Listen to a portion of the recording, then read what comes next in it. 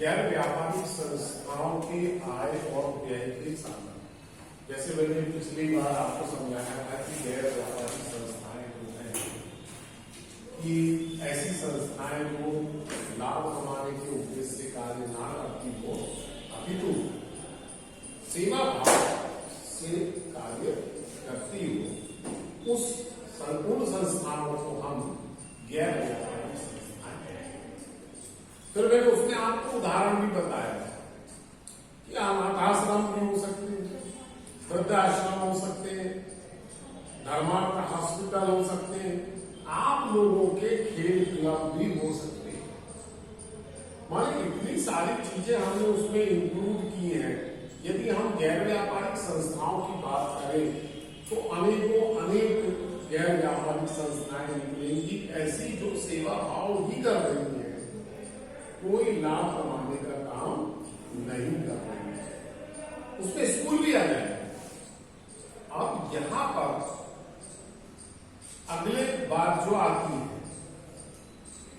कि सब गैर व्यापारिक संस्थाएं जो हैं उनके आय और व्यय के साधन क्या होंगे, तो ये है आय के साधन।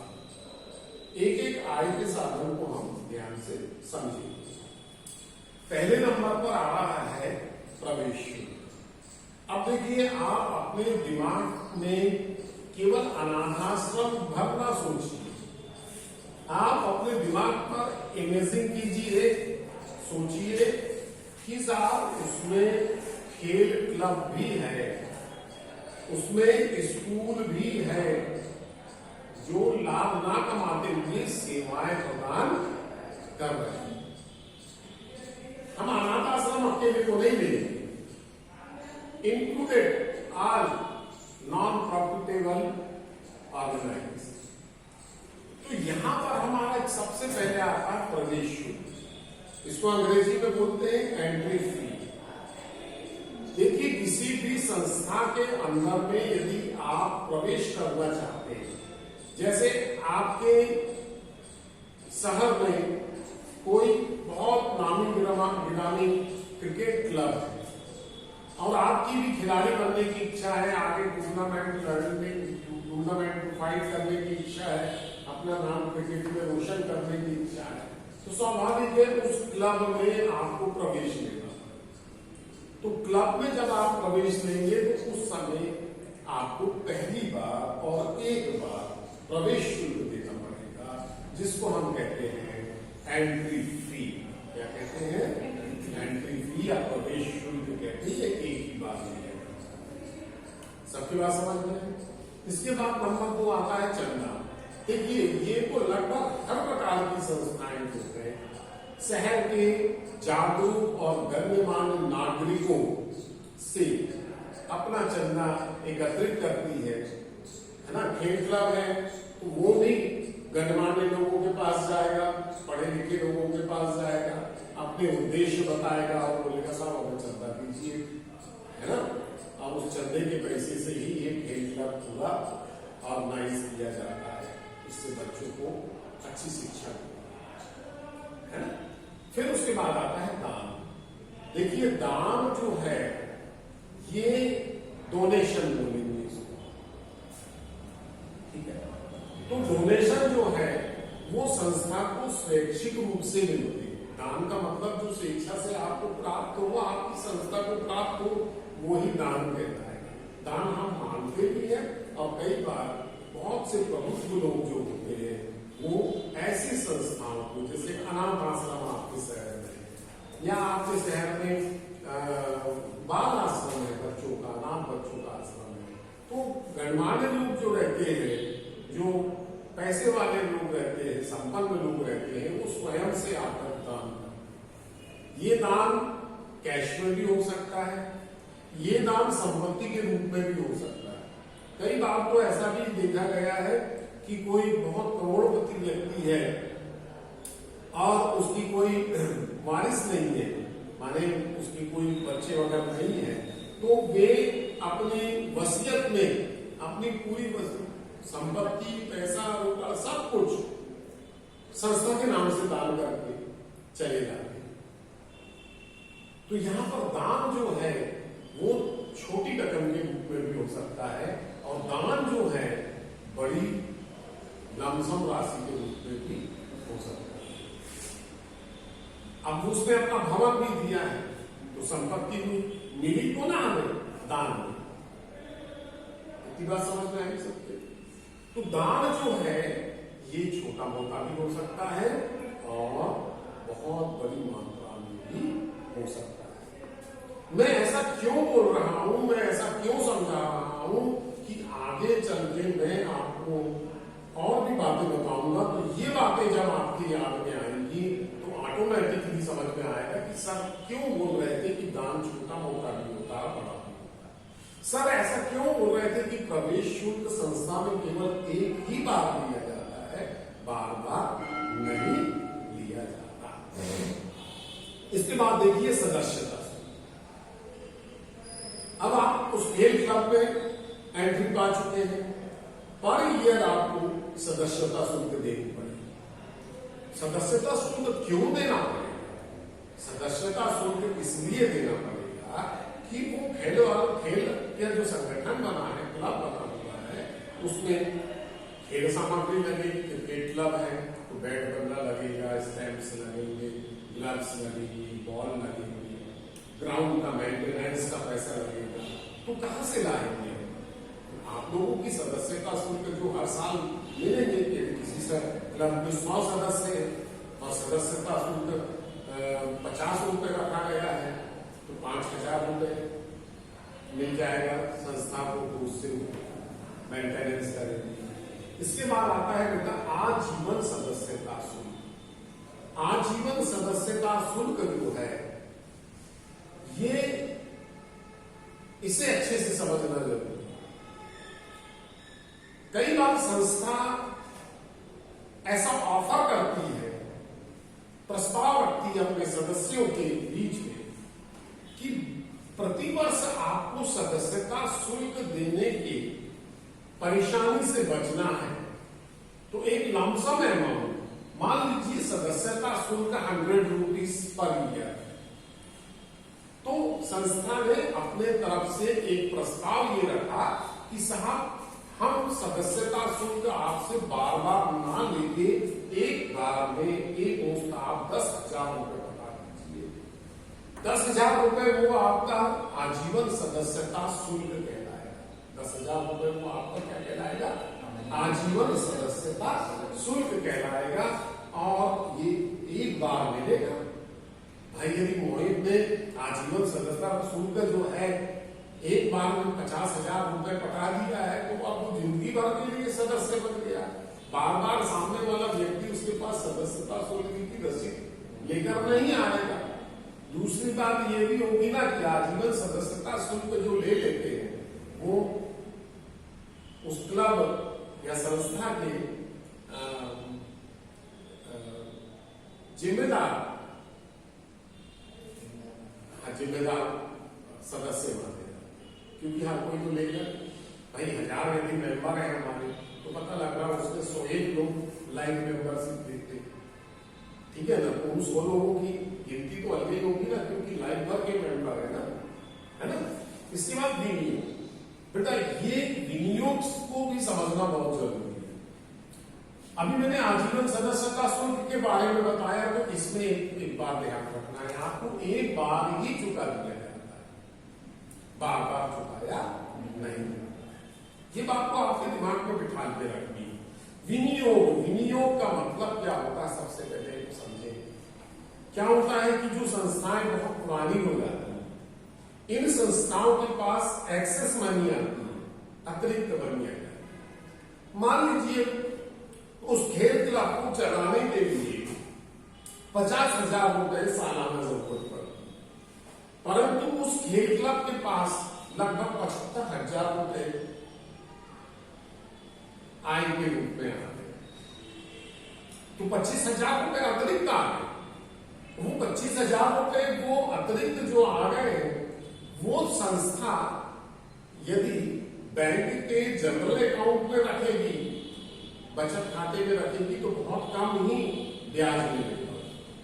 तो ऐसी स्थिति में संस्था ये सोचती है कि यार ये जो 25,000 रुपए की रकम आई है, इसको हम इंदिरा को किसान विकास पत्र में लगा देते हैं, या NSC में लगा देते हैं, या कोई ऐसी स्कीम में लगा देते हैं जहां पर हमको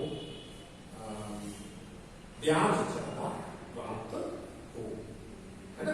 तो वो जो पैसा अतिरिक्त संस्था का अतिरिक्त पैसा संस्था वाला किसी अन्य अधिक ब्याज प्राप्त करने के उद्देश्य से किसी अन्य संस्था में लगाया जाता है, वह विनियोग है।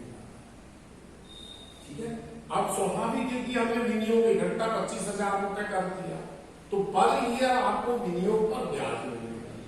अब सपोज मान लो, आपको मैंने पहले ही बताया, यहाँ सब कनेक्शन एक दूसरे से दान के रूप में सपोज मान लो आपको 50 लाख रुपए मिले, तो 50 लाख रुपए की आपको तो जरूरत है नहीं, तो आप उसे ऐसी स्कीम में, बैंक की ऐसी स्कीम में, पोस्ट ऑफिस की ऐसी स्कीम में डालेंगे कि जिससे आपको मंथली इनकम होते चली जाए ब्याज के रूप में, और हमारा पैसा वैसे ही वैसे ही रखा है। तो वो जो पैसा आपने संस्था का बैंक या पोस्ट ऑफिस में इन्वेस्ट कर दिया है, वो कहलाएगा विनियोग, और वो विनियोग पर आपको सालाना ब्याज मिलेगा, चाहे तो आप मंथली निकाल लें या साल की साल में निकाल। तो इस तरीके से ये इनके आय के साधन के बारे में हमने चर्चा की। अब हम आगे चर्चा करते हैं, ये देखिए आय के और भी साधन हो सकते हैं। संस्थाएं जैसे जैसे अलग अलग होती चली जाएंगी, हॉस्पिटल है तो वहां पर आय के साधन कुछ के जरिए कुछ और होंगे। धर्मार्थ हॉस्पिटल है तो स्वाभाविक है वहां पर डॉक्टर की प्रैक्टिस फीस दी जाएगी। डॉक्टर सामान्य रूप से प्रैक्टिस फीस जो है, जांच करने की फीस प्राइवेट में 1,000 रुपए लेता है, तो उस हॉस्पिटल में पता लगता है 200 रुपए ही लग रहा है। तो हर किसी को पर्ची कटवानी पड़ेगी, तो वो भी यहाँ पर इंक्लूड हो जाएगा। कहने का मतलब ये मैं जो बता रहा हूं, केवल यही आय के साधन नहीं होंगे, संस्थाएं बदलेंगी, अलग अलग संस्था होगी, अनाथ आश्रम होगा, वृद्धाश्रम होगा, हॉस्पिटल होगा, स्कूल होंगे, तो उसी हिसाब से यहाँ पर आय के साधन थोड़े बहुत बदल सकते हैं। ठीक है। अब हम व्यय के बारे में आए कि व्यय के साधन कौन कौन से। व्यय के साधनों में देखिए, पहले ही मैं लिख के इसलिए रखा कि हमारा समय बचे। पहले नंबर पर वेतन दिया हुआ है। देखिए, आपका खेल क्लब हो या फिर अनाथ आश्रम हो या वृद्धाश्रम हो या हॉस्पिटल, वहां डॉक्टर, नर्सेस, खेल क्लब है तो कोच रखना पड़ेगा, तो इनको हमारे वेतन देने की आवश्यकता पड़ती है। पर मंथ, हर महीने उसको वेतन देना पड़ता है। ठीक है। तो ये हमारे व्यय का साधन है। अब मजदूरी, मान लीजिए आपका अनाथ आश्रम हो या कोई भी संस्था हो, वहां पर मजदूर भी हमको रखना पड़ेगा। बाग बगीचा है तो उसकी साफ सफाई करने के लिए मजदूर रखना ही पड़ेगा, तो मजदूरी हम चुका। बिजली व्यय समझाने की आवश्यकता नहीं है, तो पर महीने आपको बिजली का बिल मिल ही जाएगा, तो आपको बताना ही पड़ेगा। किराया यहाँ पर इसलिए लिया गया है कि कई बार क्या होता है कि हमारा निजी जो संस्था है वो शहर से दूर है, ठीक है, लेकिन हम शहर के संपर्क में रहना चाहते हैं। भाई अनाथ आश्रम हमारा छिंदवाड़ा से 40 किलोमीटर दूर अंदर गांव में है, लेकिन हमें तो कनेक्टिविटी कहाँ बना के रखनी है, जिला छिंदवाड़ा के अंदर में। तो हमने अपने अनाथ आश्रम का एक कार्यालय जो है किराए से लेके छिंदवाड़ा में डाल दिया, तो हम किराया में चुकाना पड़ेगा। अब ये ध्यान रखें विद्यार्थी कि ये किराया जो होता है ये एक ऐसी मद है जो आय में भी आ सकती है। यदि किराया आपको प्राप्त हो रहा है, सपोज मान लीजिए आपका खेल क्लब है, अंदर ग्राउंड है, बाहर साइड में दुकानें निकाल दी आपने, तो दुकान किराए से जाएगी, तो किराया प्राप्त होगा, तो वह आय का साधन बन जाएगा। और जब आप किराया चुकाएंगे तो वहां व्यय का साधन हो जाएगा। इसके बाद आप देखिए अखबार, देखिए वृद्धाश्रम है यदि, तो वहां पर अखबार डलवाना जरूरी है पर डे। खेल क्लब है तो वहां पे भी अखबार डलवाना जरूरी है, बच्चे लोग खेल कूद के आए थके हुए तो अखबार पढ़ने लगे, क्योंकि वो कॉम्पिटिटिव एग्जाम की तैयारी करते हैं, न्यूज़पेपर पढ़ना बहुत जरूरी है कॉम्पिटिटिव एग्जाम में, तो ऐसे ही बच्चे तो रहते हैं वहां पर, है ना। खेल कूद भी है, इसमें सारा आ जाएगा जो मैंने बताया। बैडमिंटन है तो उसका आ जाएगा, क्रिकेट क्लब है तो बैडमिंटन आ जाएगा, छपाई एवं स्टेशनरी ये भी बड़ा जरूरी है। एक बड़ा क्लब है तो वहां पर हम आपको छपाई और स्टेशनरी ये दोनों लगेंगे। हम कई कार्यक्रम आयोजित करते हैं तो पर्चे छपवाते हैं, तो छपाई। स्टेशनरी माने साल भर का हिसाब किताब हम आपको रखना है, अनेक प्रकार के रजिस्टर मेंटेन करके रखते हैं, तो वो सारी चीजें छपाई और स्टेशनरी। आगे बात समझ में। इसके बाद डाक तार टेलीफोन है। देखिए हम बहुत से लोगों के संपर्क में रहते हैं क्योंकि हमारी संस्था जो है दूसरों के चंदे और दान पर चलती है। तो ऐसी सिचुएशन में हम आपको डाक तार टेलीफोन का व्यय जरूर लगेगा, है ना। आज के समय में तो कह लीजिए मोबाइल फोन आ गया है, तो मोबाइल फोन भी हम आपको अनाथ आश्रम में रखना पड़ेगा, हमें वृद्धाश्रम में भी मोबाइल फोन रखना पड़ेगा, खेलकूद क्लब है तो वहां पर भी हम आपको ये रखना पड़ेगा। और यदि क्लब से संबंधित कोई भी बातें हो रही है तो उसका व्यय जो है वो इसका व्यय कहलाएगा, गैर व्यापारिक संस्था का व्यय कहलाएगा, हम अपनी जेब से थोड़ी कर देंगे, है ना। दान यदि हम आपको गवर्नमेंट को कोई हेल्प मांगी है ना, कोई पत्र लिखना है, गवर्नमेंट से हमारे पास पत्र आ रहा है, जो हमारे दानदाता है, बड़े दानदाता है, यदि हमको पैसों की आवश्यकता पड़ रही है या आगे भविष्य में हम कमरे ज्यादा बनाना चाहते हैं अधिक मात्रा में, तो लोगों को उस प्रोग्राम को बताने के बारे में दानदाताओं को सबको आपको चिट्ठी लिखनी पड़ेगी ताकि लोग जानेंगे दान करने का उनके अंदर में इच्छा आएगी। तो इस तरीके से दानदाताओं टेलीफोन व्यय को भी व्यय का एक साधन माना गया है। देखिए मरम्मत व्यय, इसके बारे में तो इतना बताने की आवश्यकता नहीं है। भवन है तो भवन में टूट फूट होगी, फर्नीचर है उसमें टूट फूट होगी, बिजली लगी हुई है उसमें टूट फूट होगी, तो वहां पर उनको लगातार सुधारते रहना पड़ता है। किसी भी संस्था के अंदर में वो मरम्मत व्यय भी इसका कार्य के अंदर रखा जाएगा, व्यय के अंदर रखा जाएगा। ये मोटी मोटी बातें हम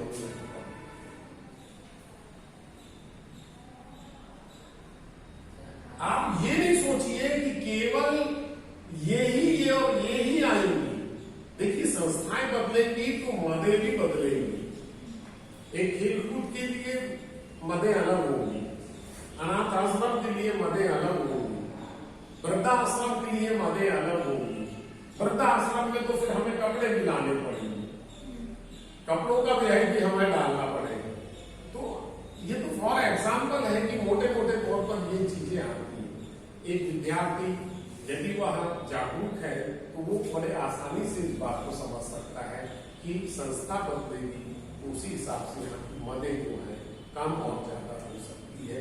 जब हम इसके गणित के सवाल करेंगे तो ऑटोमेटिकली हमारे समझ में आता चलेगा। अब इसके बाद हम दूसरे चैप्टर पे आते हैं, गैर व्यापारिक संस्थाओं द्वारा रखी जाने वाली पुस्तक। माने एक खेल क्लब है या एक वृद्धाश्रम है या एक अनाथ आश्रम है, तो वो कौन कौन सी लेखा पुस्तकें हम खुद के यहाँ पर मेंटेन करें। मैंने इससे पहले भी आपको बताया, पहले नंबर पर दिया हुआ है उनका पुस्तक। मैंने बताया आपको कि गैर व्यापारिक संस्थाएं जो है अपना हिसाब किताब या अपना लेखा जोखा जो है वह रोकड़ पद्धति के आधार पर रखती है। तो मेनली इनके यहाँ पर रोकड़ पुस्तक जो होती है, जिसको हम कैश बुक कहते हैं, वो ही मेंटेन करते हैं लोग। बड़ी बड़ी संस्थाएं हैं, हमको छिंदवाड़ा में रह रहे हैं तो एक छिंदवाड़ा छोटा शहर है, आप महानगरों में जाएंगे तो यही संस्थाएं बड़े लेवल पर मिलेंगी, तो वहां पर हिसाब किताब भी उतना बड़ा ही होगा। तो उसके बाद जनरल माने रोकड़ पुस्तक में केवल उन्हीं व्यापारों का लेखा किया जाएगा जिनका संबंध नगद से, जिनका संबंध काय से है, नगद से। जैसे हम आपको चंदा प्राप्त तो नकदी प्राप्त होगा तो हम डेबिट में डाल देंगे। यदि हमने वेतन चुकाया तो हमारे पास से पैसा क्या हुआ, गया। पिछले साल बताया तो रोकड़ पुस्तक बनाना तो किधर साइड जाएगा, क्रेडिट साइड जाएगा, है ना। तो रोकड़ से संबंधित व्यवहार ही रोकड़ पुस्तक में लिखे जाते हैं, अन्य व्यवहार नहीं लिखे जाते हैं। ठीक है। इसके बाद जनरल, देखिए ऐसे व्यवहार जो रोकड़ पुस्तक में ना आते हैं उन्हें हम जनरल में उतारते हैं। एक तरह से यह स्मारक पुस्तिका का काम नहीं करता। जब वो व्यवहार कैश में कन्वर्ट हो जाएगा तो हम जनरल से उसको हटा के रोकड़ पुस्तक पे ले आएंगे। आगे ये बात समझ में। इसके बाद स्मारक लेजर आ गया। लेजर माने खाता। ठीक है। जितने भी हमारे को खाते अलग अलग बनाने नेसेसरी अलग अलग माने जरूरी चय होते हैं। कुछ खाते बनाने हमें जरूरी होते हैं। जैसे हमारे यहाँ पर 8 कर्मचारी काम कर रहे हैं तो वेतन खाता हमारे को बनाना जरूरी हो जाएगा। यदि हमारे यहाँ 12 लोग मजदूर काम कर रहे हैं, खाना बनाने वाले से लेके तो साफ सफाई वाले सबको हम शामिल कर ले, तो मजदूरी खाता हमारे को अलग बनाना ही जरूरी हो जाएगा, ताकि हमें पता तो लगा रहे कि साल भर में हमने मजदूरी कितनी चुकाई, वेतन कितना दिया, बिजली का व्यय कितना दिया, तो बिजली व्यय खाता अलग से बनेगा। तो ऐसे मोटे मोटे जो खाते होते हैं उनको हमारे इसमें बना के रखना पड़ता है। स्मारक पुस्तिका मैंने बताया कि ऐसे व्यवहार जो उधार में हुए हैं लेकिन हमें लगता है कि निकट भविष्य में वो कैश में कन्वर्ट हो जाएंगे, तो हम उसको उठा के स्मारक पुस्तिका में लिख देते हैं। जैसे ही वो कैश में कन्वर्ट होता है, स्मारक पुस्तिका से उसको काट के रोकड़ पुस्तक में लाकर डालते हैं, है ना। सदस्यों का रजिस्टर, देखिए सदस्यों का रजिस्टर बनाना इसलिए जरूरी है कि प्रतिवर्ष सदस्यों से हमारे सदस्यता शुल्क लेना पड़ता है हर साल। जब हम रजिस्टर बनाएंगे तभी तो हमें पता लगेगा कि कितने सदस्यों ने सदस्यता शुल्क दिया है और कितने सदस्यों ने। कई बार तो ऐसा भी होता है, कुछ सदस्य ऐसे होते हैं कि वो ये बोलते हैं कि भैया एक काम करो, आप इस वर्ष का सदस्यता शुल्क भी ले लो और अगले साल का भी सदस्यता शुल्क हमसे ले लो। कुछ ऐसे भी कर जाते हैं कि जो बोल देते हैं कि यार हम इस वर्ष सदस्यता शुल्क नहीं देंगे, लेकिन नेक्स्ट ईयर जब रनिंग ईयर आएगा तो उसमें हम इकट्ठा दे देंगे। ऐसे भी आ जाते हैं, इसलिए सदस्यों का रजिस्टर करना बहुत आवश्यक है। स्टॉक रजिस्टर, देखिए इसमें एक चीज नहीं आई है, वो बाद में बताऊंगा। स्टॉक रजिस्टर, देखिए स्टॉक रजिस्टर रखना तो बहुत जरूरी है। स्टॉक में तो हर चीज आएगी भाई। यदि खेल क्लब है तो कितने क्रिकेट के बल्ले हैं हमारे पास, कितने स्टैम्प्स हैं, कितने ग्लव्स हैं, ये रिकॉर्ड मेंटेन करना पड़ेगा कि नहीं करना पड़ेगा। वृद्धा आश्रम है तो कितने हमारे पास बेड है ना, कितनी टेबल है, कितनी कुर्सियां हैं, कितने टीवी हैं, कितने पंखे हैं, तो उस स्टॉक रजिस्टर